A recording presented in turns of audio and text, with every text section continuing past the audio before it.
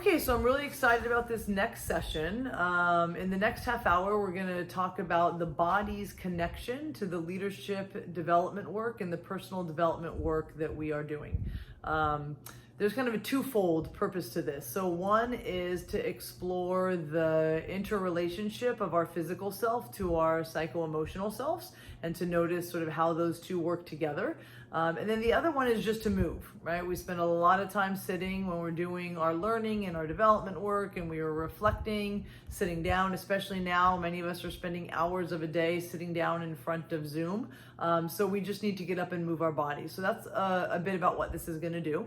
I'm really excited to introduce you to our facilitator for the day, Odile Zelenak, who is a Pilates, gyrotonic, and yoga instructor and a master level trainer around movement and orthopedic massage. So with that, I'm going to introduce Odile.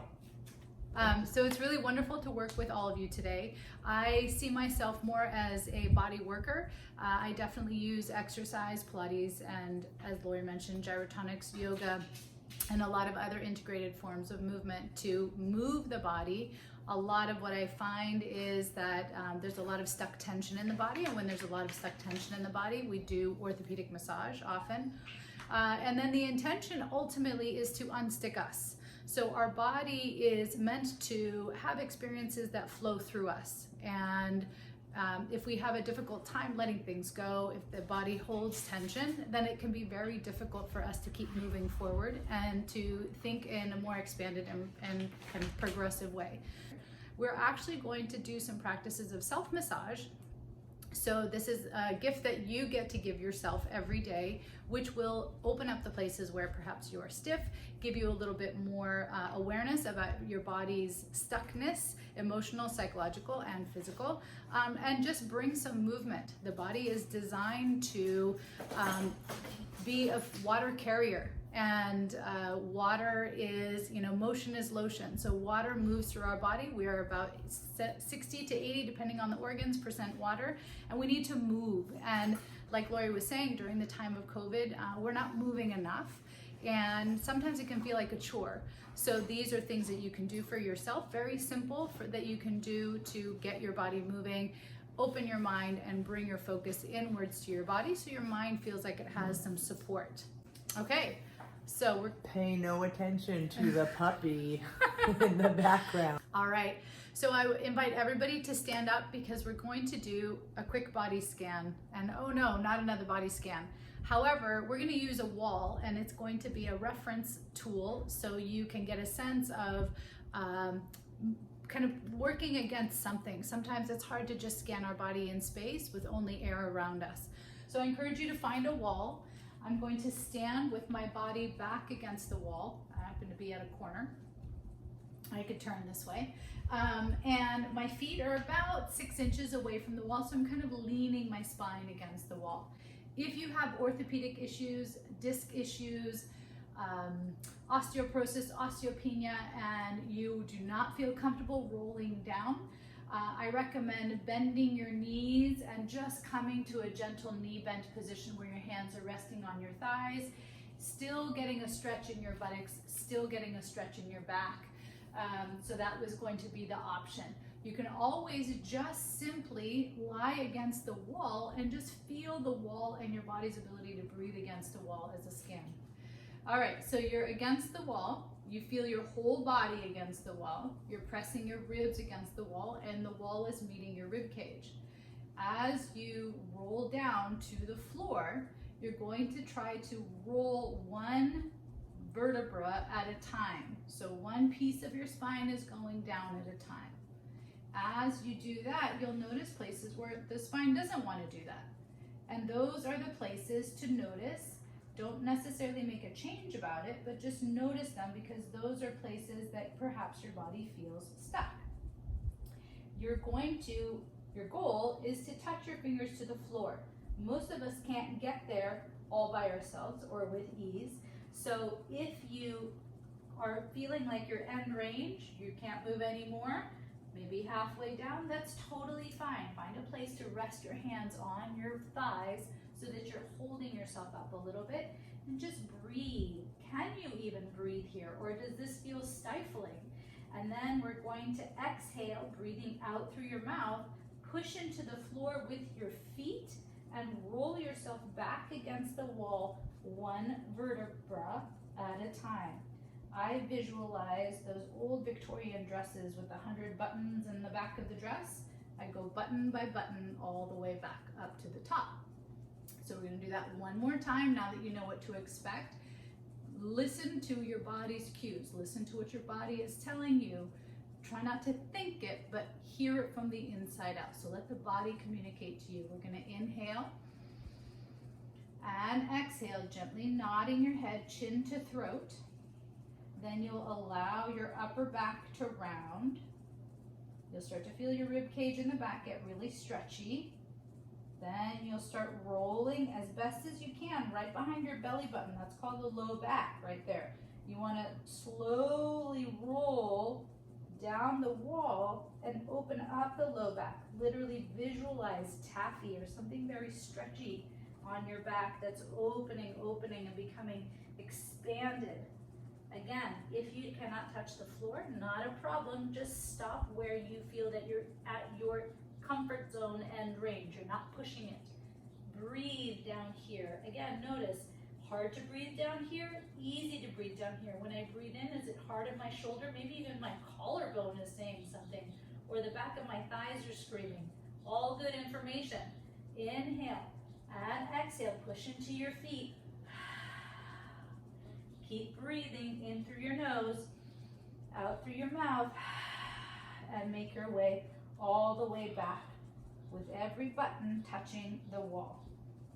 Okay, so take a moment to notice your body as you're standing here, breathing in. Do you feel more aware of the back side of your body, which is our support, right?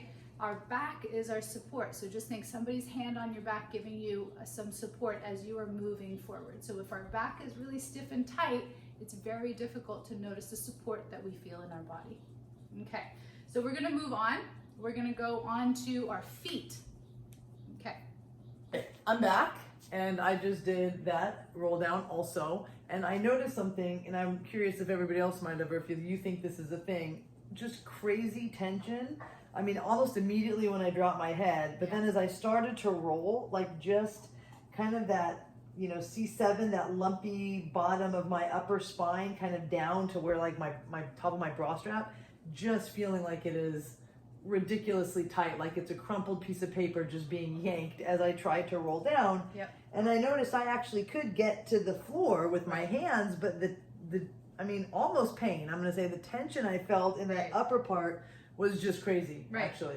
And that's a really interesting point because, well, for lots of reasons, but one, you can see Lori's pretty flexible. I mean, but there are segments of her spine that are really stiff.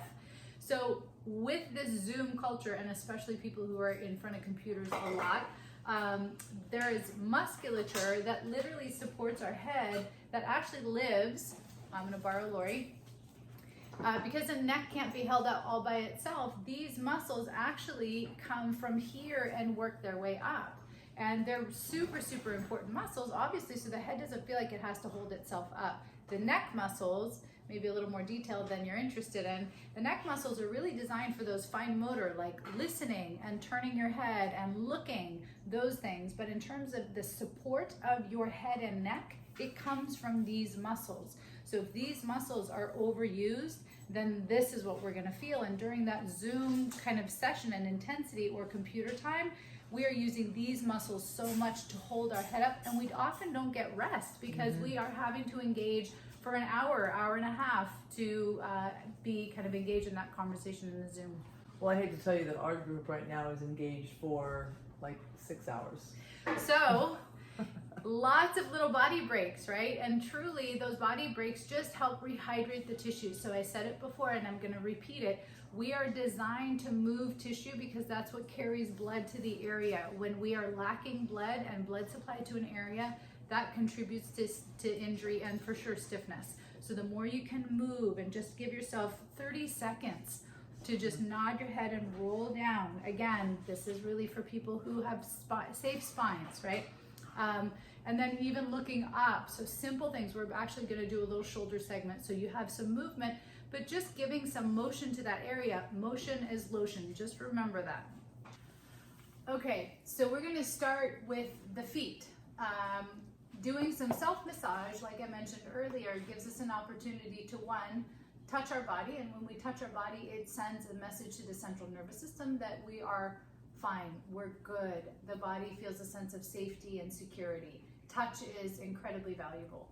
So even when we do our own self-touch, it can increase the body's relaxation, and that's really what we're going for, because again, when we're relaxed, we can breathe easier. When we breathe easier, oxygen to our brain, and all the good other things follow. So you're going to put your right foot up on your left knee. So I'm not mirroring you guys, so we will be opposite each other.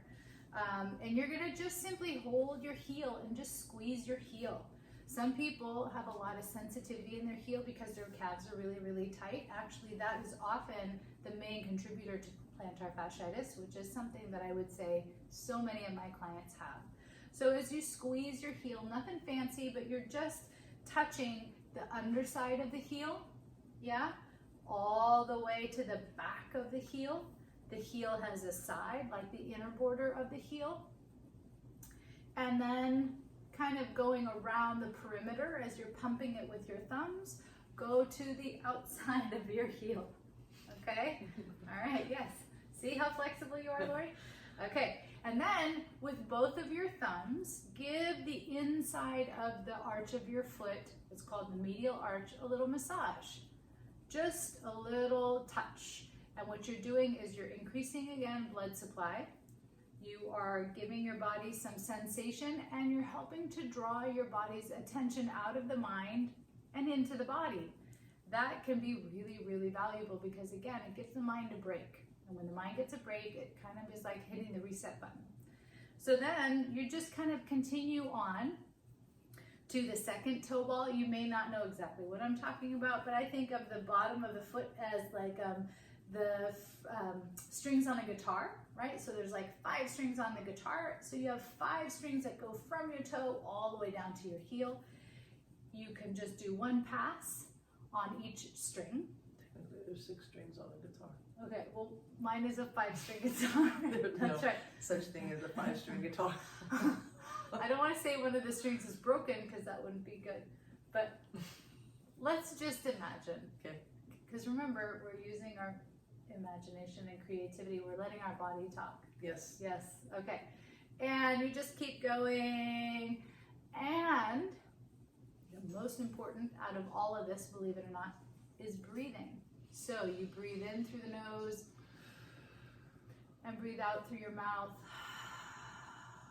And that constant breath is a continuous reminder of regeneration, right? So we're not kind of just stuck and stopped in one position. That next breath offers the next moment. And you're going to go all the way to the pinky toe side. And then you can just literally wiggle your toes, right? Move the toes themselves. And I'm just going to now squeeze my foot. And I'm taking both my hands kind of like I'm working some dough. My grandma used to squeeze my feet all the time, and I remember that feeling of just warmth and goodness, and she had like the strongest hands. So every time I squeeze my feet, 1, it reminds me of my grandma, but 2, it reminds me of that sensation of just warmth, which again really generates goodness and fluidity through the body. Okay, so then we're going to do the other foot. Again, you initiate with your heel. And you just squeeze the heel. So I'm taking my heel and I'm cupping and squeezing, almost like I'm squeezing a lemon. And someone may notice that one side of your legs is harder to cross. This is tighter for me.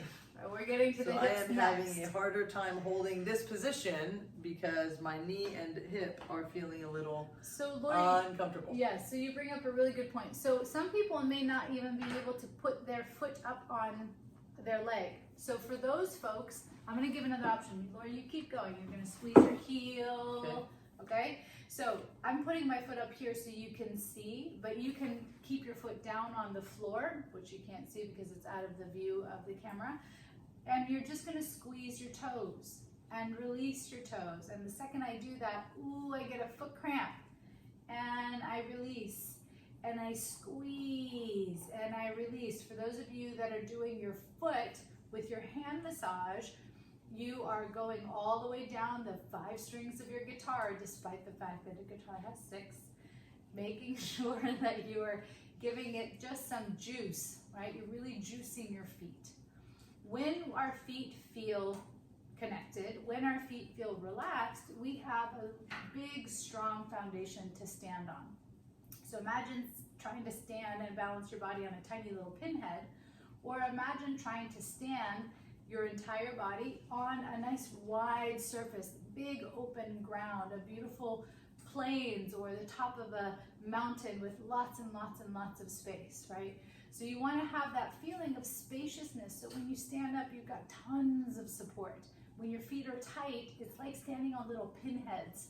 So for those of us that are just squeezing our feet, that's all you're doing with your toes. You're just flexing and pointing your toes. You can, if you can, reach for your toes and just kind of stretch them out. You're going to do that. Okay, moving on. Okay. All right, so we're going to, from our feet and a nice wide base in our feet, we want to create also a nice wide base for our pelvis and the rest of our spine, shoulders, head, and neck to feel comfortable on. So when you're sitting in this position and you're upright and you are sitting in front of your computer or at your desk or wherever you are, anatomically, you want to feel like your bones aren't having to hold themselves up, but rather you are naturally held up. So it's your alignment that holds you up. Now that's a tall order if your hips are really tight. It's a tall order if your back is really tight. So your ability to sit up tall really gives you an opportunity to check into, gosh, I've got to do a little bit of hip work and I've got to do a little bit of release in my back work. So from this position, you want to feel that your feet are spread wider than your hips, you know. Unfortunately, this is called the man spread, but let's call it the woman spread, right? So the ability to take up space in the space around you. Just kind of a time out, your sphere, your kinesphere, the space that you have to move is everything you can touch around you. And ideally, you occupy all of that space. You may not physically occupy all of that space, but you want to feel your body fill that space fully. So being able to feel your feet firmly rooted on the ground in the front of your kinesphere, being able to feel your seat firmly sitting right in the center of your kinesphere, feeling the confidence of the back body just held up by your own alignment. These are things that we want to achieve. These are places that we want to go to within our own physical frame. So it's not such an effort to sit upright. You know, it makes me think about, as you're speaking, the idea of taking up space kind of energetically. And we all probably can think about folks when they enter a room and you just feel their presence in the space, right? So maybe, you know, they just kind of enter that room and they stand tall, their energy kind of attracts your attention and you just notice them right away. They move with confidence, they move with fluidity and security. And I think in many ways, especially for women who want to find their confidence and want to find their voice, we don't often take up a physically big space, right? In fact, the space that we're told that is polite, right, is sort of cross-legged and small. And so physically we're told to be small, right? I mean, what's celebrated in the female body often is the smaller, the thinner. I mean, right? Big, strong, like wide isn't celebrated. And so it's no wonder we might struggle with the ability and the belief that we can take up our space in a room, in a group, at a table, right? So I think this is one of those other kind of nuanced connections between our physical body and sort of our energetic internal sense of self, and then the way we move through the world, right? Right. So yeah, I appreciate that thought of just sitting strong and taking up the space that we deserve to take up, right? We deserve to be here. Absolutely. And then one more quick word about that. A lot of my clients, especially if they have had pain in their bodies, they don't feel confident in their body. And so I ask all my clients to write down their goals, and one of their biggest goals is confidence in their body. So confidence in ability, confidence in comfort, right? So this is a great, and actually doing seated work like this, I do often with my clients so that they can find their seat. If you're a horseback rider, you take your seat, you know exactly what that means in your saddle. That's a confident, strong, ready to go position. So here we are taking our seat. So feet are wide, not so wide that you're having to work, but open so you feel supported. Your sits bones, the bones that you sit on, truly are your perch. And they're not that tiny. I mean, they are, but they're incredibly balanced by the front of your pelvis and the back of your pelvis. So as you're sitting, you want to feel yourself kind of move a little bit forward onto your seat and a little bit back. And you can feel that your sits bones are kind of like the foot of a rocking chair. And there is a position right on the tip of that rocking chair that is your body's optimal position. If you're too far forward, gravity is going to try to take you down, so you have to work your muscles to keep you upright. If you're too far backwards, gravity is going to drop you backwards, so you have to work too hard in your abdomen to stay upright. So there's a position, your plumb line is what it's called, and that plumb line is organic, and we all have one. We just need to find it, and sometimes it's our hips that are inhibiting us from finding it. So let's find out. Okay, so what we're going to do is, again, some of you, crossing your ankle is not going to be an option over because of either hip tension or back tension. So I'm going to have those of you that have that do what we were just doing. You're rocking, and you're rocking forwards. That's it. And you're rocking backwards. We're going to keep moving. So if you can put your ankle on top of your knee, you're going to just rock forwards and backwards. Okay? Again, I gave you just the option a moment ago, changing legs.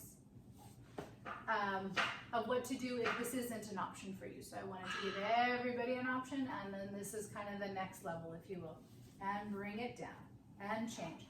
And the reason I think it's important, because this is essentially dynamic stretching. We're not just holding a yoga posture. What you're doing is you're pumping fresh fluids into the area.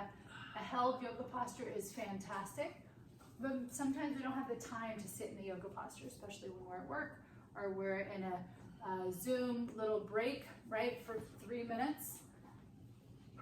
So this is great. You're just rocking forward and rocking backwards. Again, keeping that kind of straight spine for this variation, okay? That's it. And the most important part is, that's right, breathing. Very good. Okay, so let's do one more time each side. I like to exhale as I go forward, kind of releasing the tension.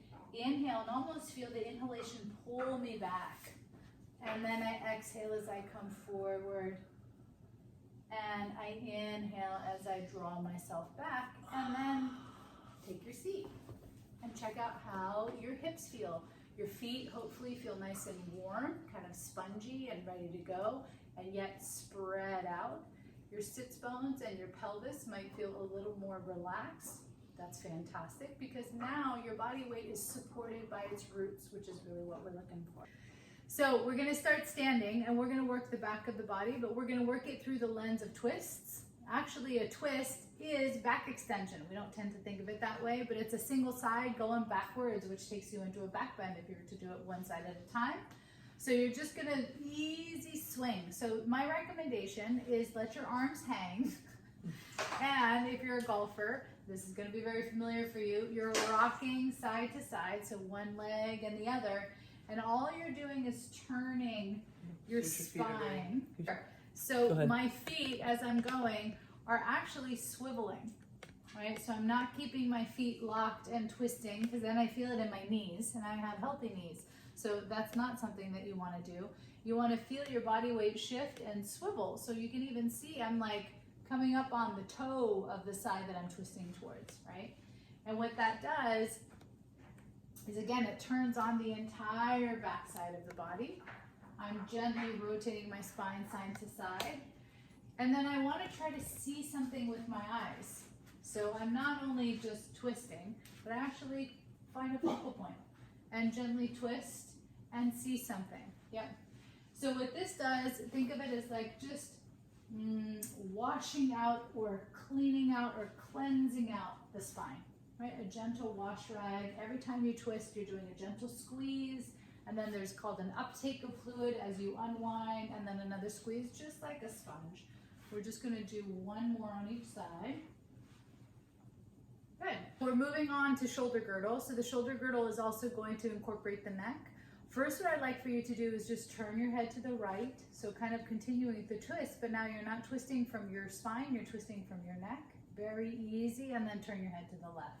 And just assess really quickly. Gosh, I really turned easily going one way, not so much going the other way, okay?